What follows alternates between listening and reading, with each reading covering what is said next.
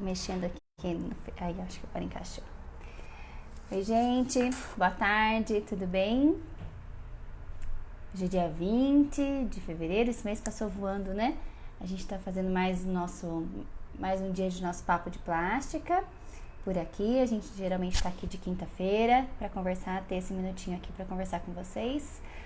E hoje o nosso tema vai ser sobre lipoescultura glútea, lipoaspiração, que eu acho que é um tema bem frequente, né?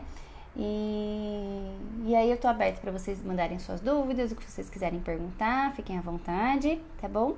A gente tem aqui algumas perguntas também para nos auxiliarem já nesse início, enquanto o pessoal tá entrando. Vamos lá, deixa eu só organizar essa câmera aqui do Face. Aí. Vamos ver quem tá por aqui enquanto isso.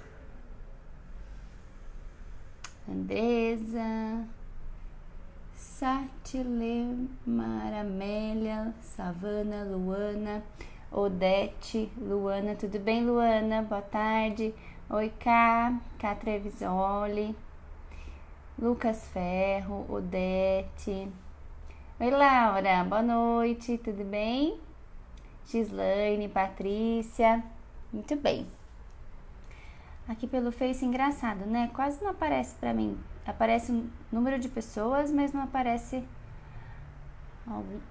algum comentário. Então, gente, se eu não responder pra vocês pelo Face, quem estiver me ouvindo pelo Face, me manda também, de repente, aqui pelo Insta.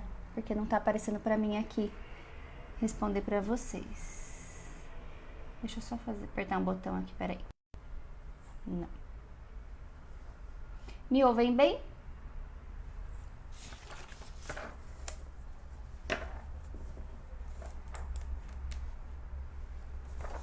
Então, vamos lá. Bom, vou começar com essa retirada de gordura através de cânula, né? Então, você vai lipoaspirar, tirar aquela gordurinha que está geralmente localizada. A gente usa o termo lipoescultura quando você vai realmente esculpir e você pode associar isso com enxerto de gordura na região. Então, quando você tira essa gordura de um local e transfere para outro, né? Então, você faz um enxerto de gordura, recoloca essa gordura que foi retirada numa nova região e você faz uma escultura realmente com essa gordura, tá? Então, a gente chama isso de lipoescultura. E isso pode ser feito em várias regiões, né? Pode ser feito na região, de repente, lipoaspirar dorso, as costas, que é muito comum, e de repente a gente fazer um enxerto de glúteo, um enxerto no bumbum, por exemplo, é bem comum. Ou a gente pode aspirar também região de culote, de quem tem bastante, ou às vezes a gente pode até enxertar no culote. Tem algumas pacientes que têm retração na lateral do glúteo.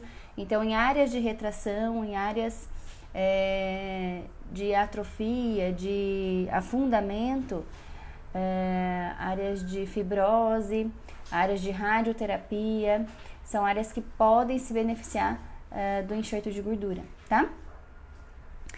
E é muito importante a gente falar disso. Eu tenho visto alguns Instagrams, não do Brasil, alguns Instagrams geralmente americanos, mostrando uma técnica de aumento glúteo e denominando essa técnica como Brazilian Butt Lift. E com os resultados um pouco questionáveis, né? Com muito enxerto de gordura, né? Um enxerto de gordura muito excessivo, com um resultado muito antinatural. O que acontece quanto mais gordura você coloca, nem sempre toda aquela gordura vai sobreviver. E uma parte dessa gordura acaba calcificando e acaba ficando endurecido realmente. Só que em vez de ficar um bumbum durinho, bonitinho, ele acaba ficando um bumbum um pouco deformado. Então a gente tem que ter muito senso estético, muita delicadeza com o enxerto, para você colocar uma quantidade que fique bacana, que não fique exagerado e que essa gordura também não tenha excessivas necroses de gordura evoluindo para calcificação, tá?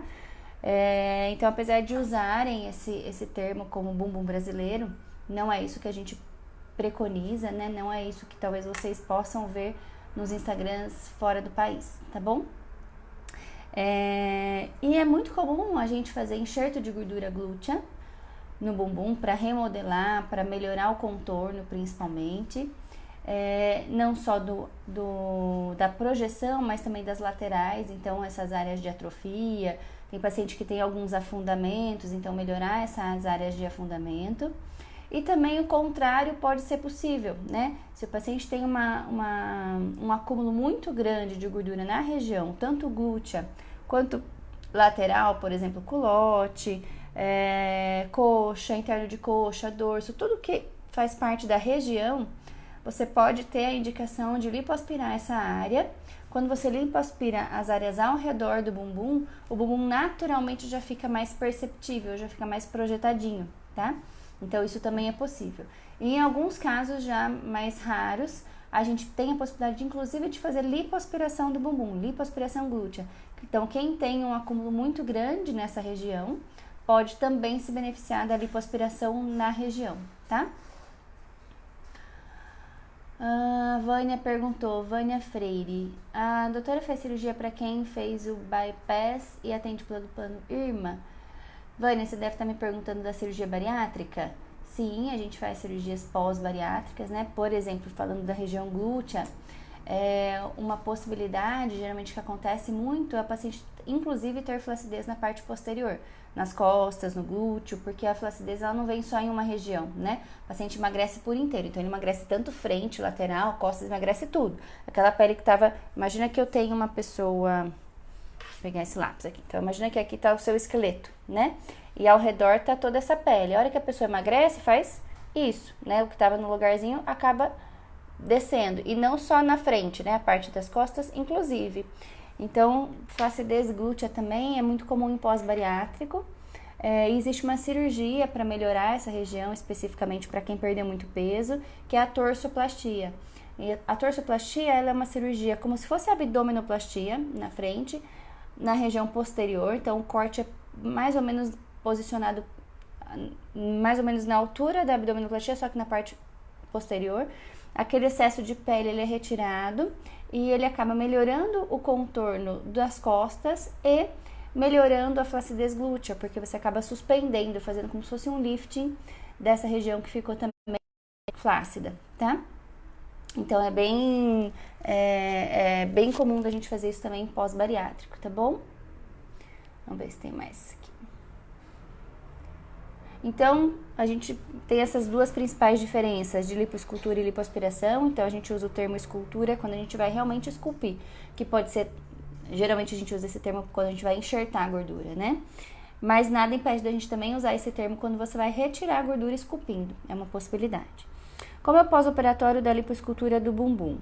Então, depende se a gente está só tirando ou se a gente está tirando e colocando gordura. Então, quando você tem enxerto de gordura numa região, você precisa que ele se adapte novamente naquela região. Você tirou a gordura de um lugar e transferiu para outro. Essa gordura, ela precisa se adaptar, precisa receber nutrientes, precisa receber oxigênio numa quantidade suficiente para ela sobreviver na região nova. Então, quanto menos pressão sobre a área enxertada, melhor. Quanto um volume mais adequado, também melhor. Quanto melhor a drenagem dessa região, também melhor a pega, tá? Mas o principal é tirar a pressão direta do local onde foi feito o enxerto. Então, o paciente geralmente pode dormir de lado, para evitar que fique, né, exatamente posicionado em cima do enxerto, se for, por exemplo, no bumbum. Dormir de barriga para baixo, né, bumbum para cima, para também não ter essa pressão na região, tá? E é importante conversar com quem fez a cirurgia para mostrar, olha, essa areazinha tem um pouquinho de enxerto, então é melhor evitar a pressão. Às vezes o enxerto ele é tão espalhadinho, às vezes você fez na lateral, ou fez no bumbum, fez na parte mais na frente, então às vezes você faz vários enxertos, então aí não tem muito jeito, você tem que ir trocando os apoios, né, para não vai ter uma posição talvez ideal, porque se for enxertado em várias areazinhas, vai ter que acabar apoiando de alguma forma, tá? Então aí se for um enxerto mais disseminado, o ideal é que vá trocando as posições, tá bom? Quem mais nos assiste aqui? Fátima, minha sogrinha, tudo bem? Oi, Fer! Boa tarde, tudo em ordem por aí? Melhorou? Depois você me dá um alôzinho. Lia, Tudo bem, Lia? Boa tarde. Vocês podem me mandar perguntas, tá bom? Ó, eu trabalho sentada por muito tempo, posso fazer lipo no bumbum? Depois de quanto tempo posso voltar para o trabalho? Então, se o paciente na região que foi feito a lipoaspiração, sim, você pode ter o apoio, não tem problema, né? Você pode encostar na área que foi retirada a gordura, você pode apoiar, você pode deitar sobre aquela região, não tem problema. Se foi colocado gordura e ela colocou que ela trabalha sentada, o ideal é que evite essa pressão em cima da área que foi enxertada, tá bom? Quanto tempo posso voltar para o trabalho? Então, quando a gente fala de lipoaspiração, o retorno ao trabalho é mais rápido, né?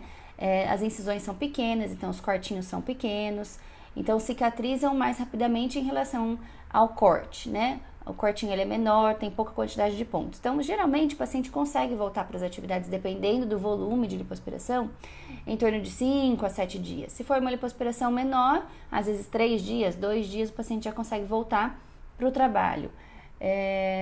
Se for uma lipoaspiração maior, aí vai ter um pouco mais de queda de pressão, às vezes fica um pouco mais indisposto, então talvez prolongue um pouco mais esse tempo de recuperação. Vai depender muito do volume que foi retirado, da área também que foi realizada essa lipoaspiração. Mas em média, uma lipoaspiração, se a gente for pensar só nos cortinhos, em média 7 dias. E claro, o paciente que operou, ele ainda está todo colando, essa pele tá meio solta, então pode aumentar o risco de sangramento, de juntar líquido, né? Então a gente precisa estar em uso de cinta, essas cintas compressivas para ajudar essa pele a ir colando direitinho, para ter uma melhor recuperação, tá? As drenagens são extremamente importantes, né? Ajudam muito a melhorar a drenagem linfática.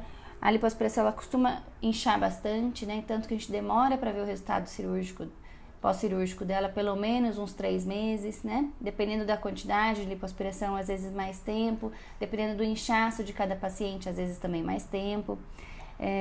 Então, essas coisas são importantes também para a recuperação mais rápida do paciente, tá? Estou acima do peso, posso fazer lipoaspiração? Não é o recomendado, né? A lipoaspiração ela não é uma técnica para emagrecimento. Ela é uma técnica para melhorar contorno, né? Se você tem uma região, você pode estar acima do peso, mas você tem uma região localizada que você vai realizar o procedimento, é mais plausível a indicação, tá? Agora, não é o paciente que está acima do peso, por exemplo, uma indicação de cirurgia bariátrica, que vai fazer lipoaspiração e seria a melhor indicação, né? Para emagrecer, não, ela é para dar contorno, tá? Então, para melhorar quadril, melhorar culote, melhorar aquela gordurinha mais localizada naquela região, melhorar glúteo, que a gente tá falando hoje, né? Então, ela é uma técnica mais para modelar e não para perder peso, tá bom? Quais são os riscos da lipoaspiração? Então, os riscos estão eminentemente ligados ao volume lipoaspirado e à região aspirada. Então, quanto mais lipoaspirações já foram realizadas naquela área, e você vai lipoaspirar de novo, a gente escuta muito assim, eu tenho uma amiga, todas as férias ela vai lá e faz uma lipoaspiração. Isso pode ser uma maneira de falar, né? Mas se a gente for levar ao pé da letra, é completamente errado. Porque ela fez uma lipo, cicatrizou, toda cicatriz tem fibrose. Foi lá, fez outra lipo, cicatrizou de novo, tem outra fibrose. Então, cada vez que você faz um procedimento, você aumenta a fibrose no local, porque você causou uma agressão, para ela cicatrizar, tchau, amor. Para ela cicatrizar, precisa fibrosar, vamos pensar assim, faz parte do processo, né? E quanto mais fibrose você tem, mais você aumenta as taxas de complicação. E se a gente pensa no pior delas, né, que todo mundo tem medo, meu Deus, e se furar alguma coisa? Então, se você tem uma área de fibrose, uma área endurecida, para passar uma cânula nessa área, precisa fazer mais força. Então, você está mais arriscado a ter uma perfuração nessa região, sim, tá? Então, a lipoaspiração é para fazer uma vez, não é para ficar fazendo 2, 3, 4, 5, 6. Não faz sentido. É para aquela gordurinha que está localizada. E depois o paciente tem que cuidar do que foi feito, né? O que é mais gratificante pra gente é quando o paciente volta com 3 meses, com 6 meses e tá melhor do que a gente esperava, tá melhor do que estava no primeiro mês, tá melhor do que a gente do que a gente esperaria que tivesse, porque o paciente cuidou, né? Ele entendeu que aquilo fazia parte, tinha uma parte dele e uma parte nossa. Então, a nossa parte, a parte cirúrgica, que a gente sua pra caramba pra fazer e tá ali focado, né? Aquelas horas de trabalho, dependendo da lipoaspiração, são 6 horas de cirurgia, dependendo da lipoaspiração, 8 horas de cirurgia pode acontecer, né? Então, todo aquele momento que a gente tá ali, a gente tá focado para dar o melhor resultado. E é extremamente feliz, gratificante pra gente quando o paciente volta melhor ainda. Então, tem os dois lados, né? Tem a parte técnica e tem a parte também do cuidado pós, né? Então é extremamente importante, né? O paciente se cuidar no pós, depois de liberado, voltar a fazer atividade física, controlar a alimentação quando liberado, né? Para também ter diminuir o inchaço, melhorar mais rápido, recuperar mais rápido. Então tudo isso faz diferença, né?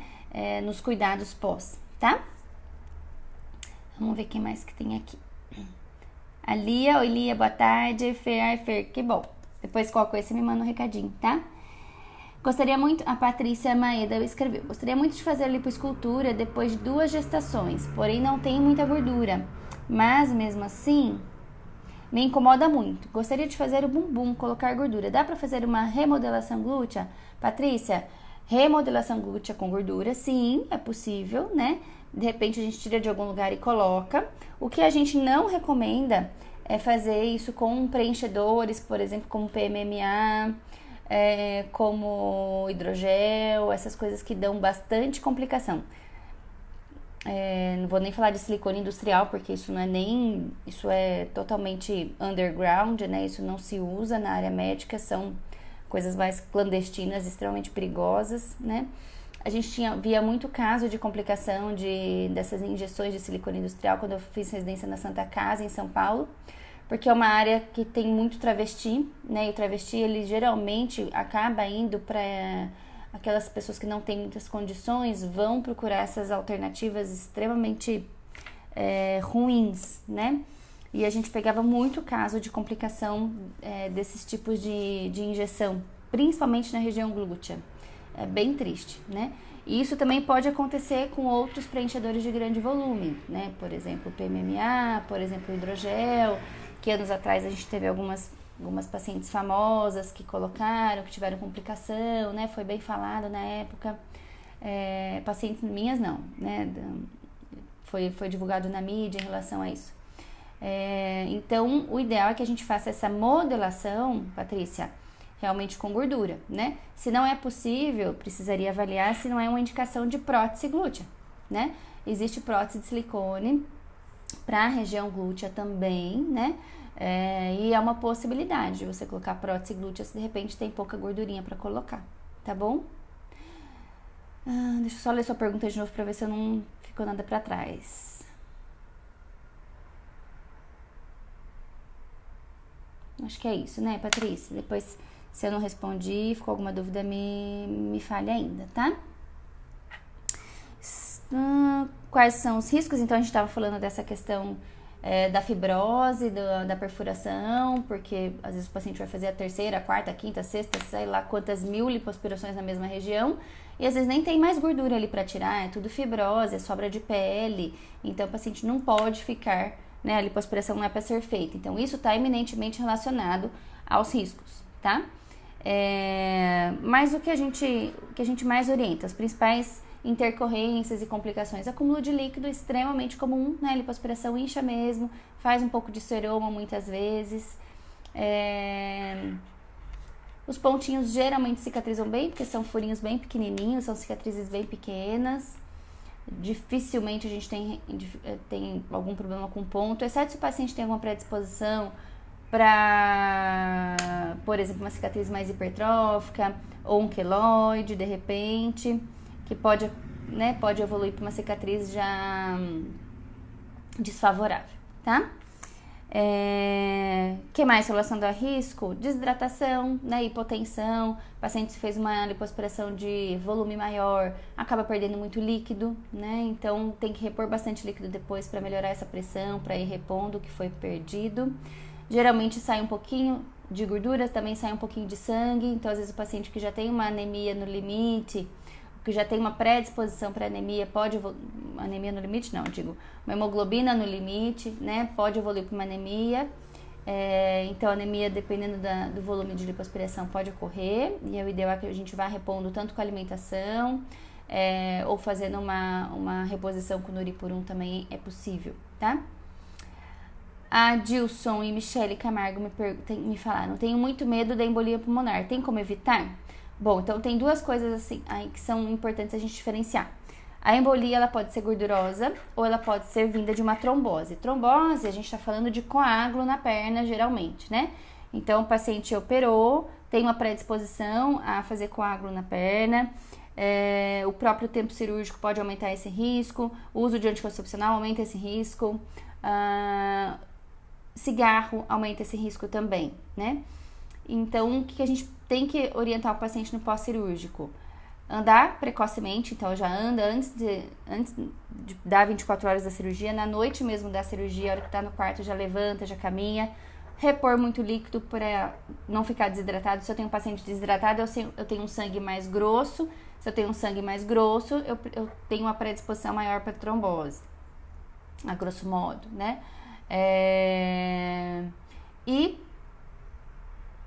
Isso a gente está falando de trombose de membro inferior, então de perna, coxa, por exemplo, que aí, se esse coágulo migrar, sair dessa região do membro inferior, ele pode ir para o pulmão. Então, pode sair um coágulo lá da perna, ir para o pulmão e dar uma embolia pulmonar.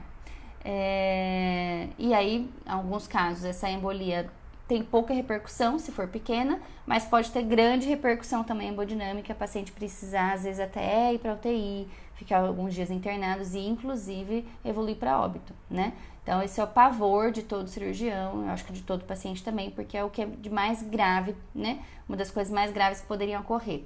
E isso não só na lipoaspiração, Adilson, isso em toda cirurgia, né? Em qualquer cirurgia. Se você for para uma vesícula, pode acontecer. Se você for fazer abdominoplastia, isso pode acontecer. Se você for fazer uma retirada de tumor de intestino, isso pode acontecer. Se você for colocar uma prótese de mama, pode acontecer. Então, é o risco, né? Claro que a gente vai fazer de tudo para diminuir esse risco. Então, não usar anticoncepcional, não fumar, andar precocemente, hidratar bastante. Em alguns casos, algumas medicações podem ser associadas para isso também. E o antecedente também é extremamente importante, né? Essa semana veio uma paciente que ela teve já 5 abortos. Ela teve 8 gestações, tem 3 filhos e teve 5 abortos. Mas esses 5 abortos não foi pesquisado a causa. Eu falei, olha, então antes de qualquer cirurgia plástica, o ideal é que a gente faça uma pesquisa de trombofilia, por exemplo, né? Porque se você tiver uma trombofilia, a gente precisa medicar antes para poder fazer a sua cirurgia. Então, eu encaminhei ela para o hematologista, né, depois da nossa conversa, da nossa consulta, para ela realmente averiguar isso, se tem ou não essa predisposição, porque 5 abortos é bastante, né? Pode ser que teve microtromboses na placenta que dificultaram a oxigenação do feto e acabou evoluindo para óbito. Então, é importante investigar. Quem tem trombofilia é uma contraindicação absoluta para a cirurgia? Não. Eu tenho uma paciente que tem trombofilia, teve um AVC pela trombofilia e a gente operou o abdômen dela. Tudo em ordem, tudo certo, medicou, foi tudo bem. Então, desde que você tenha o diagnóstico, é muito mais tranquilo, mais fácil de você cuidar, porque você já sabe o que aquela paciente precisa. Diferente de uma paciente que depois, às vezes, de uma cirurgia, evolui com uma trombose e não foi, e não tinha, né, não falou, não avisou, achou que não era importante. Nossa, mas por que é importante eu falar para a doutora que eu tive 5 abortos? O que isso tem a ver com a plástica? Então, tem tudo a ver, né? Então, por isso que a gente pergunta isso, inclusive, na anamnese. Eu pergunto para todas as minhas pacientes, mulheres, quantas gestações, quantas perdas, porque é um dos parâmetros que a gente tem, né, na história clínica, para ficar com a pulguinha atrás da orelha e ficar atento a isso. E existe a possibilidade, raríssimo, de embolia gordurosa, tá? De repente, antigamente, uma das técnicas de enxerto de gordura no bumbum era fazer injeção intramuscular. Então, colocar essa gordura bem profunda, dentro lá do glúteo, dentro da musculatura glútea, né? E aí aumentava-se, depois estatisticamente, percebeu-se que aumentava-se o risco de embolia gordurosa, porque essa gordurinha que era colocada podia entrar dentro do vaso, que estava ali dentro do músculo, e às vezes migrar e parar lá no pulmão, né? Então, hoje em dia não se faz mais essa técnica, né, de colocar gordura dentro da musculatura, só no subcutâneo mesmo, para inclusive diminuir esse risco, tá? Extremamente pertinente sua pergunta, Dilson e Michele, obrigada. Vamos lá. Que mais de riscos? Acho que seria isso, né? E claro que toda cirurgia, os riscos em relação a qualquer cirurgia, risco anestésico, né? De ter alguma reação alérgica, de passar um pouco mal depois no pós-cirúrgico, mas é extremamente cada dia mais raro, né? A gente ter algum evento pós-anestesia geral. Hoje em dia a anestesia é mais segura, o paciente recupera melhor, se recupera rápido, né? Então é bem mais tranquilo atualmente. As drogas anestésicas são muito melhores do que eram anos atrás, tá? Quanto tempo a recuperação? Já respondi. Volta às atividades físicas. Voltar às atividades físicas vai depender realmente dessa cicatrização, se tá tudo bem ou não, porque às vezes faz uma lipoaspiração associada a alguma outra cirurgia também. Então, se tiver um corte maior, vai depender mais desse cortinho para voltar para atividade física do que especificamente da região lipoaspirada, tá? Porque se eu tenho um paciente que fez só lipoaspiração e eu tenho os cortinhos pequenininhos, passou a primeira semana, a paciente pode voltar naturalmente a fazer as atividades físicas dela, tá bom?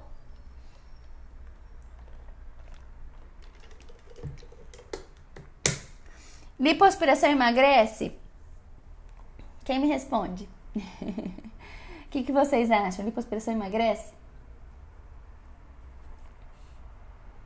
Vamos ver quem tá por aqui.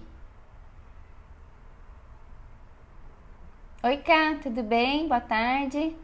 Aline, Elaine, Larissa, oi, Lari. Adriana, Helder, Simone, Marcela, Thaís, Claudenice Castelli, tá todo mundo quieto, hein? Ninguém vai me responder? Pati Grace. Quem sabe me responder? Lipoaspiração emagrece? Oi, Cris, tudo bem? Boa tarde. Também tá nos assistindo.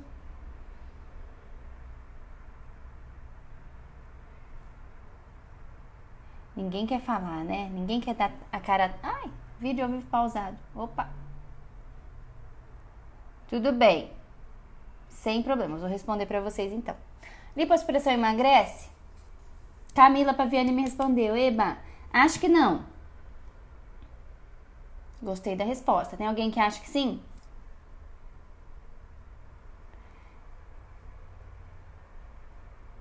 Bruna, Cauê, Ana, tudo bem, Ana? Boa tarde. Heitor, meu sobrinho. Tudo bem, Heitor? A Lia, acho que não emagrece. Ah, gostei, Lia, isso mesmo. Gente, então, depende. Ana, se não mudar os hábitos... Ela escreveu. Então, gente... A Pati Grace, não, isso mesmo, ó, vocês já estão experts em lipoaspiração. Lipoaspiração não emagrece. Se não mudar os hábitos, não mantém, né? Então, a gente vai... Qual que é a indicação da lipoaspiração? Não é aquela gordurinha localizada? Aquela região que precisa lipoaspirar, né? Claro que às vezes você pode fazer uma lipoaspiração maior, né? Dorso, abdômen, pode, né? Consequentemente, pode ser que a paciente emagreça, tá? Mas isso é um efeito secundário, não é a indicação. A gente não vai fazer lipoaspiração para emagrecer, a gente vai fazer lipoaspiração para contorno, para melhora do contorno corporal, né? Então, se a paciente cuidar direitinho, né? Fizer atividade física, voltar, ajuda também a emagrecer. E outra... Se de repente a paciente entendeu, gente, fez uma lipoaspiração, tá super feliz e ó, começou atividade física, começou uma dieta, tá se sentindo super bem, autoestima lá em cima, claro que ela vai emagrecer, né? Então, essa é a surpresa e a alegria que a gente tem. Outro dia a gente fez uma lipoaspiração só do interno de coxa e do joelho, só. A paciente já era normal, ela não era nem sobrepeso e nem muito magra. Ela chegou aqui no consultório depois de 3 meses, a gente foi se vendo, claro, nos outros retornos, mas no 3º mês ela tinha emagrecido mais 9 quilos. Não fui eu que tirei 9 quilos dela. A gente tirou aquela gordurinha localizada que ela tinha no interno de coxa, perto da virilha, aquela gordurinha que raspa, e no interno de joelho. Acho que se eu tirei dela, faz tempo, acho que deve ter dado nem 1 litro. Então, 1 litro de gordura não foi o que fez diferença de 9 quilos na balança dela. Ela começou a correr, ela começou a ter vontade, ter prazer em fazer atividade física, em colocar uma legging que já não marcava mais aquela gordurinha localizada que ela estava incomodada. Então, uma lipoaspiração pequena, que deu uma repercussão gigante, né? Então, se a paciente tá nesse time, entendeu, tá afim, pode emagrecer, mas foi um empurrãozinho que a gente deu. Não que a lipoaspiração vai fazer ela emagrecer os 9 quilos, tá? E o contrário, infelizmente, acontece, né? Às vezes você vai e faz uma lipoaspiração. Eu tenho uma paciente que eu fiz uma lipo de 6 litros, é uma lipo extremamente grande, né? Ela não tinha flacidez nenhuma, ela realmente tinha algumas gordurinhas localizadas. E é uma paciente bem alta, bem grande, e que realmente precisou tirar essa quantidade. Pensa, mas uma mulher assim, linda, alta, que você terminou a cirurgia, você tá assim, feliz da vida, você fala, que beleza, né? Perfeito, agora ela vai malhar pra caramba e vai enrijecer, vai ficar excelente. Poxa, no 3º mês ela tinha engordado 8 quilos. Tudo que a gente tirou foi por água abaixo. Ela manteve o contorno corporal, mas o que eu esperava não foi o que eu vi com 3 meses. Então, às vezes acontece, né? É difícil eu ter paciente que às vezes que eu fico triste. A maioria é o contrário. Vem no 3º mês, no 6º mês e estão muito melhores. Mas se a paciente relaxar, gente, não adianta. Tem local que vai engordar de novo. Se a paciente fizer o esforço, comer, não se cuidar, vai engordar o que saiu, né? Vai engordar em outras áreas, inclusive. Vai ficar um trem assim. Então, assim, não tem disciplina, não opera. Não faça, tá? Primeiro tenha a disciplina, entenda o quanto que é importante a sua participação na busca desse resultado, para depois a gente fazer, ou que seja nesse meio do processo. A pessoa tá entendendo aonde ela quer chegar. Ela tem realmente um objetivo e a cirurgia vai ser um instrumento para ela chegar lá também. Essa paciente que eu fiz uma lipoaspiração de 1 litrinho na perna, na coxa, e ela emagreceu 9. E ela antes não ia pra academia. Ela não ia, de verdade. Ela morria de vergonha daquela gordurinha localizada. Depois que tirou aquilo ali, a vida dela mudou e todos os hábitos delas mudaram também. Então foi ótimo, né? Foi ótimo, porque ela abraçou a causa, realmente, ela tomou posse daquilo que era pra ela e, foi muito bom. Doutora, depois que faz a lipo, não acumula mais gordura no mesmo local? Camila, geralmente não. Geralmente a paciente ganha em outro local. Mas dependendo da quantidade de esforço ou de quilos que a paciente engordar, sim, inclusive na área que foi lipoaspirada, tá? Inclusive também pode aumentar a gordura visceral. Sabe aquela gordurinha que o cardiologista vai e mede a cintura abdominal, a circunferência abdominal, para ver quanto é que tá com essa barriguinha de chope, barriguinha tá muito estufadinha ou não? Quanto mais gordura visceral, vísceras são os órgãos internos, pior a condição cardiovascular, né? Maior o risco cardiovascular. Então a gente já sabe que pacientes que fizeram lipoaspiração, que engordaram depois, inclusive aumentam essa gordura dentro do abdômen, que é uma gordura extremamente nociva, tá? Engorda nos outros locais também que não foram lipoaspirados e lá dentro também do abdômen. Então tem que cuidar, gente, porque se você tirou de um lugar, mas depois vai lá e vai se entupindo de coisa, você ainda vai lá na frente ter eventos adversos de uma obesidade localizada, por exemplo, visceral, tá? Então não é pra ser, né? Paty, o que a gente faz quando vai na certeza de que precisa de uma lipocirurgia ou não indica? Devido a pouca gordura e um pouco de flacidez, quais outras opções? Paty, então isso pode acontecer, por isso que a consulta é extremamente importante. Eu tenho uma paciente que ela tinha uma eventração, é como se fosse uma hérnia abdominal. E isso foi pós-gestação, essa musculatura dela ficou bem aberta. E você olhava para ela, parecia uma barriguinha, indicação absoluta de lipoaspiração. Ela tinha certeza que ela precisava de uma lipoaspiração também. E a hora que eu examinei, ela não tinha nada de gordura, ela tinha um dedinho, que é o que a gente gostaria de ter na nossa barriga de gordura, nada, né? E a hora que eu palpei, a musculatura extremamente flácida. Travam depois a abertura dessa musculatura. Então ela precisou fazer uma abdominoplastia, incisão de abdominoplastia, reposicionar essa musculatura. Então, o músculo dela tava lá perto do umbigo, a gente teve que puxar totalmente, trazer aqui para baixo no pubis novamente. Então, reestruturei esse músculo no lugar e pronto, resolvido, né? Então, nem sempre o que o paciente acha realmente é o que tem que ser feito, né? Por isso que a consulta é extremamente importante. É muito comum a gente ter flacidez aqui nas costas, sabe quando você dobra e aí tem aquela marquinha? Muita gente ganha e perde peso, ganha e perde peso, ganha e perde peso, efeito sanfona, fica flácido também nas costas. E aí pega aqui do lado e fala, ai doutora, esse negocinho aqui, essa gordurinha, e aí você vai apertar e não tem gordurinha.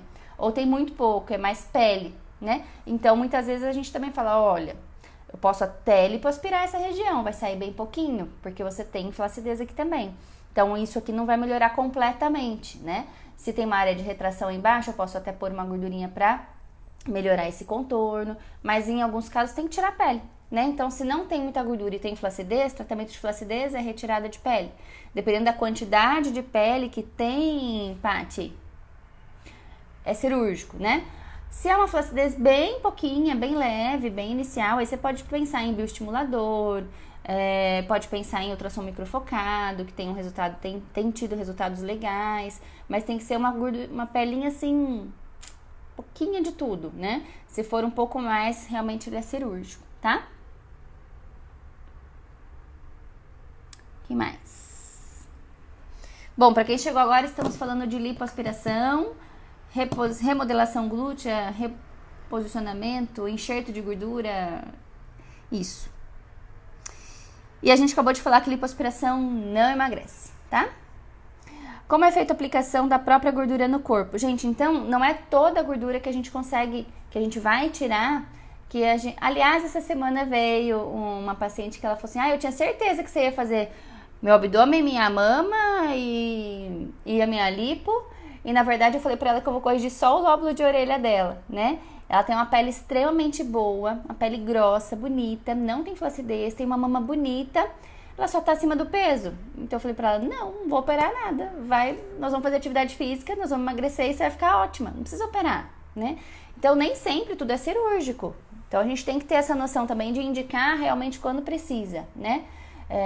A paciente a gente tem que orientar, olha, isso você não precisa de cirurgia para melhorar isso, você precisa fazer uma atividade física para melhorar muito, muito mais do que uma cicatriz, do que uma cirurgia plástica com todos os riscos que ela oferece.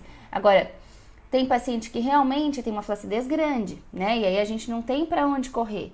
Então, a melhor forma de realmente melhorar grande parte das pacientes é operando, né? A cicatriz é extremamente bem-vinda, porque é melhor você ter uma cicatriz e melhorar o aspecto desse abdômen, dessa mama, dessas costas, por exemplo, dessa coxa, dessa perna, desse braço, desse rosto, né? Dessa pálpebra, dependendo do que a gente for operar, da orelha, do que você continuar com aquilo, né? Então, a gente tem que saber realmente quando indicar e qual é a melhor técnica, qual a melhor hora também para operar, né? Acho que isso é bem importante. E como é feita a aplicação da própria gordura, eu acabei não respondendo. Então, uma parte da gordura que é tirada, que pode ser novamente recolocada.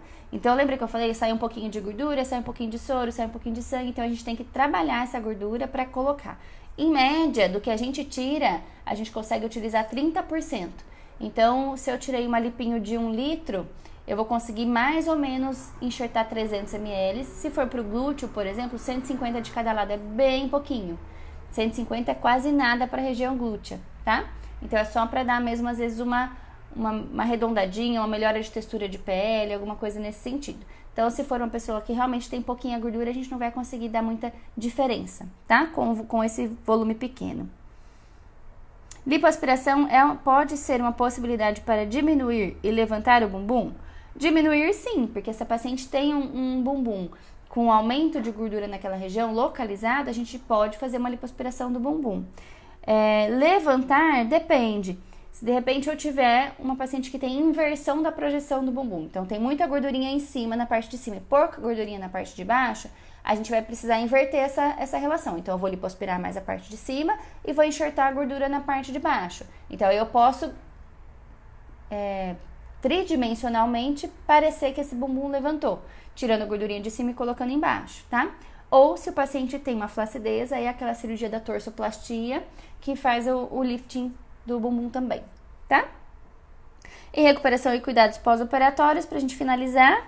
A gente já falou um pouquinho, né? Questão das drenagens, do uso da malha, deambulação precoce, esses cuidados que são extremamente importantes. Hidratação, extremamente importante também, né? E recuperação que vai depender muito desse pós mais prolongado, porque a lipoaspiração ela demora aí, pelo menos aí uns 3 meses para dar uma sentadinha, para esse inchaço melhorar, para a gente já ver um resultado um pouco mais palpável, um pouco mais visível, né? Ver um resultado visível, para a gente identificar um resultado um pouco mais visível, tá bom? O paciente tem que desinchar. E lipo, às vezes, tem paciente que vai 3, tem paciente que às vezes vai 6 meses, tem paciente que às vezes até um pouquinho mais. E o que inflama, a gente pede para o paciente evitar em alimentação nesse pós-cirúrgico. Então, tudo que é farinha branca, tudo que é branco. Claro, gorduras, frituras também não, né? O que auxilia na cicatrização, vitamina C.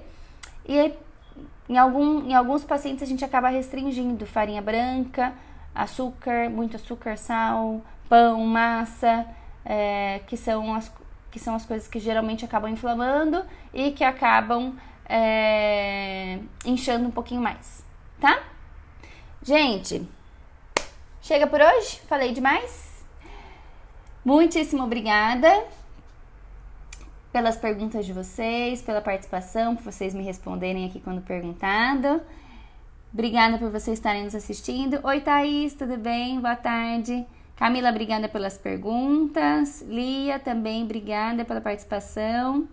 Os níveis de gordura continuam em outras partes do corpo, né, Camila? É exatamente o que eu tinha explicado lá. Obrigadíssimo, gente, pelas perguntas. Adilson, Michele também, Patrícia também. Fer, obrigada pela participação. Gente, recadinho básico, né?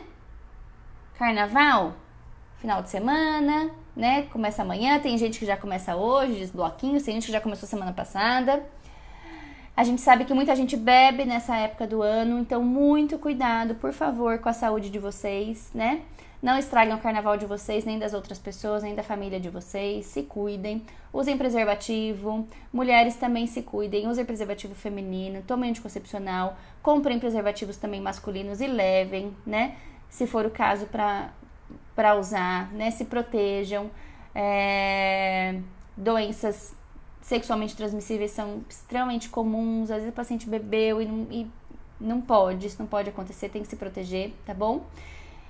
Bebam muita água, muita água, muita água, muita água. Vai beber uma cerveja, sei lá o que vocês vão beber? Bebe água também, não vai passar mal, né? Não vai desidratar, vomitar depois, ir pro hospital, tomar glicose, não faz isso, né? Cuida do corpo que Deus te deu, né? Cuida direitinho, aproveite com